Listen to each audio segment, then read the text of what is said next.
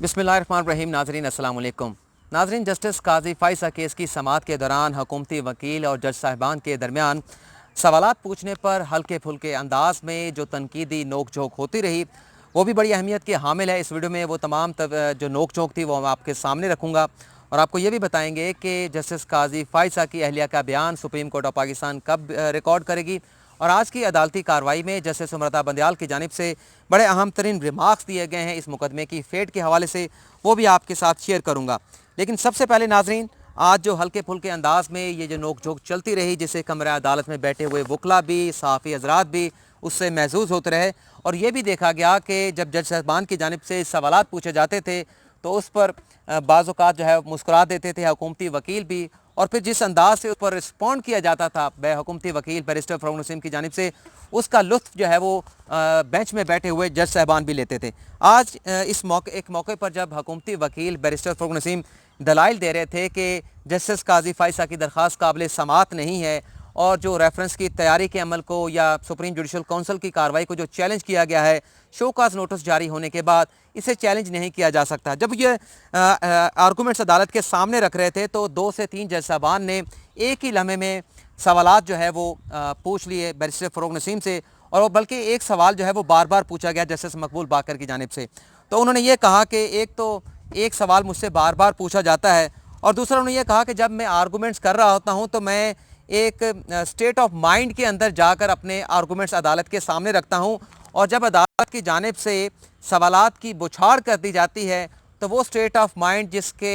अंदर जाकर, जिसमें रहकर मैं अपने आर्गूमेंट्स अदालत के सामने रख रहा होता हूँ, वो उससे मैं बाहर आ जाता हूँ और फिर दलाइल देना मेरे लिए मुश्किल हो जाता है। इस पर जस्टिस मंसूर अली शाह ने यह कहा कि मारूज़ात देना, दलाइल देना आपका राइट है, लेकिन जब आप आर्गूमेंट्स कर रहे होंगे, कोई बात हमें समझ नहीं आएगी या किसी बात को क्लियर करना होगा तो सवाल पूछना भी हमारा हक है। उस पर भी जस्टिस याहिया अफरीदी बीच में आए, उनकी जानिब से इंटरवीन किया गया। उन्होंने ये कहा कि अच्छा बैरिस्टर फ़रूक नसीम साहब, हमारे सवालात पूछने पर आप जो है वो अपनी जो ख्यालात की ट्रेन है उसे मिस कर जाते हैं, तो चलें आप दोबारा से अपनी ख्यालात की ट्रेन जो है उसे दोबारा से काबू करने की कोशिश करें। मैं भी आपकी रहनुमाई करता हूँ कि आप किस मौके पर थे और क्या दलाइल जो है आप दे रहे थे। लेकिन जस्टिस मकबूल बाकर ने वहाँ पर यह कहा कि फ़रूक नसीम साहब, मेरा आपके साथ बड़े इज़्ज़त और एहतराम का रिश्ता है, और उस पर बैरिस्टर फ़रूक नसीम ने भी कहा कि हमारा 15 साल का एहतराम का रिश्ता है, वो इसी तरह से कायम रहेगा। लेकिन जस्टिस मकबूल बाकर ने यह कहा कि मेरी आपके साथ ये कमिटमेंट होगी कि मैं अब आपसे कोई सवाल नहीं पूछूंगा,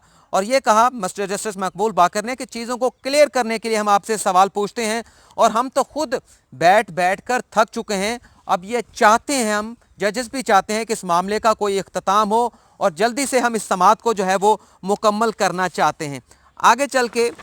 जस्टिस मंसूर अली शाह कोई सवाल पूछना चाहते थे बैरिस्टर फ़रूक नसीम से, तो मंसूर अली शाह साहब ने बैरिस्टर फ़रूक नसीम को मुखातिब किया और उनसे ये कहा कि बैरिस्टर फ़रूक नसीम साहब, अगर आप नाराज़ ना हो तो मैं आपसे कोई एक सवाल पूछ सकता हूँ। जिस पर बैरिस्टर फ़रूक नसीम ने कहा कि बिल्कुल आप सवाल पूछें, बल्कि उनके चेहरे के ऊपर मुस्कुराहट भी थी। बिल्कुल आप सवाल पूछें और आपके सवाल से मैं नाराज़ नहीं हूँगा, सवाल पूछना आपका हक है। आगे चल के जब यही सवालों की बात हो रही थी और बैरिस्टर फ़रूक नसीम साहब ने कहा कि बड़े एहतराम के साथ अदालत से रिक्वेस्ट करते हैं कि जब मैं आर्गूमेंट्स कर रहा हूँ मुझे अपने तरीके से दलाइल देने का मौका दिया जाए। बेशक मेरी बात से अदालत मुत्तफ़िक होती है, नहीं होती, मैं इस बात पे ज़ोर नहीं डाल रहा, लेकिन कम अज़ कम मुझे ये मौका मिलना चाहिए ताकि मैं अपनी बात जो है वो अदालत के सामने रख सकूं। इस पर जस्टिस मकबूल बाकर ने आगे चल के ये कहा कि आप जो भी अपने आर्गूमेंट्स दे रहे हैं शोकास नोटिस जारी करने के हवाले से, कि शोकास नोटिस जारी होने के बाद सुप्रीम जुडिशल कौंसिल की कार्रवाई शुरू हो जाती है, उसको कहीं चैलेंज नहीं किया जा सकता। इस पर जस्टिस मकबूल बाकर ये कहते हैं कि एग्जेक्टिव का जो अख्तियार है, एग्जेक्टिव को शुतरे बेमुहार की तरह नहीं छोड़ सकते। एग्जेक्टिव के अख्तियारात का जायज़ा लेने के लिए जो फोरम है वो अदालत ही है। एग्जेक्टिव के अख्तियारात का जायज़ा जो है वो सिर्फ कोई अदालत ही ले सकती है। अगर हमने ये मामले को इसी तरह से छोड़ दिया तो ये इशू तो अदलिया की आज़ादी का है और इससे मुल्क की तारीख जो है वो अच्छी नहीं रहेगी। आगे चल के जस्टिस मकबूल बाकर ये कहते हैं कि इंतज़ामिया की जानिब से अदलिया के मामलात में माजी में भी मुदाखलत जो है वो होती रही है। हम ये कोशिश नहीं करेंगे तो तारीख़ में हम तबाह हो जाएंगे। सवाल इसलिए नहीं करते ताकि सवाल इसलिए करते हैं, जस्टिस मकबूल बाकर ने कहा, ताकि चीज़ों को हम अच्छी तरह से समझ सकें। किसी शख्स के ख़िलाफ़ नहीं है, किसी इदारे के ख़िलाफ़ नहीं है। जिस पर बैरिस्टर फरूक नसीम ने यह कहा कि आप आइन और कानून के साथ हैं तो मैं भी आपके साथ हूं, जिस पर मकबूल बाकर ने यह कहा क्या आपको मेरी नीयत के ऊपर कोई शक है। अब हम बात करते हैं, आपको ये बताऊंगा कि आज अदालत की जानिब से ये कहा गया है कि जस्टिस काजी फाइजा की अहलिया उनसे ये एक्सपेक्ट कर रहे थे कि वो अपना जवाब तहरीरी सूरत में एविडेंस के साथ, डॉक्यूमेंट्स के साथ जमा कराएंगे, लेकिन आज जैसा कि जस्टिस काजी फाइजा कमरा अदालत में पेश हुआ और उनकी जानिब से कह दिया गया कि उनकी अहलिया जो है वो तहरीरी जवाब दाखिल नहीं करा सकती, उन्हें किसी वकील की खिदमत हासिल नहीं है, अदालत उनका ज़बानी बयान जो है वो रिकॉर्ड कर ले। इस पर जस्टिस सुमृता बंदयाल ने जस्टिस काजी फाइजा के वकील मुनीर मलिक से ये सदा की है कि आप जस्टिस काजी फाइजा से पूछ कर बताएँ कि उनकी अहलिया का जो जवाब है जिस पर वो रिस्पॉन्ड करना चाहती हैं, अदालत के सामने मौक़िफ़ पेश करना चाहती हैं, वो कितना तवील होगा, उसको मद्देनज़र रखते हुए हम जस्टिस काजी फाइजा की अहलिया का बयान रिकॉर्ड करने के हवाले से कल 18 जून को फ़ैसला जो है वो हम अदालत के सामने रखेंगे। लेकिन आज जस्टिस काजी फाइजा के वकील की जानिब से भी कुछ अहम बात अदालत के सामने रखी गई, लेकिन उससे पहले आपको ये भी बताऊंगा, बल्कि पहले भी बता चुका हूँ, लेकिन इस वीडियो में जो नाजरीन ये वीडियो देख रहे हैं उनको बताना ये ज़रूरी होगा।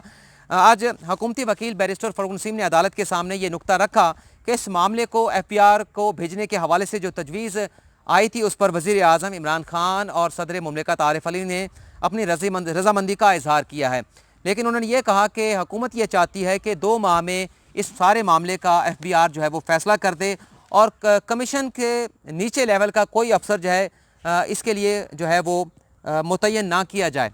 लेकिन आज जस्टिस काजी फाइजा के वकील से जब अदालत की जानिब से ये पूछा गया कि हुकूमत की कंसेंट आ चुकी है, हुकूमत ये चाहती है कि ये मामला FBR को भिजवा दिया जाए और जस्टिस काजी फाइजा की अहलिया वहाँ पर लंदन जायदादों की ख़रीदारी के हवाले से अपना मौक़िफ़ पेश कर दें, तो जस्टिस काजी फाइजा के वकील ने अदालत के सामने ये बात रखी कि जब उन्होंने ये मुकदमा लिया था जस्टिस काजी फाइजा से, तो ये सोच कर ये मुकदमा नहीं लिया गया था कि ये जस्टिस काजी फाइजा का मुकदमा है, बल्कि उन्होंने ये सोच कर मुकदमा लिया था कि ये अदलिया की आज़ादी का मुकदमा है। और उन्हें कहा कि उनके क्लाइंट जस्टिस काजी फाइजा की जानिब से उन्हें ये हदायत जारी की गई हैं कि ये मुकदमा तकरीबन 1 साल हो गया है रेफरेंस दायर होने को भी, और जिस तरह से कंपेन जस्टिस काजी फाइजा या उनके ख़ानदान या जज साहब के ख़िलाफ़ चली है, तो अब इन हालात में यही मुनासिब होगा कि जो कानूनी पॉइंट या लीगल पॉइंट या कॉन्स्टिट्यूशनल पॉइंट इस मुकदमे में जस्टिस काजी फाइजा या मेरी जानिब से मुनीर मलिक की जानिब से उठाए गए हैं,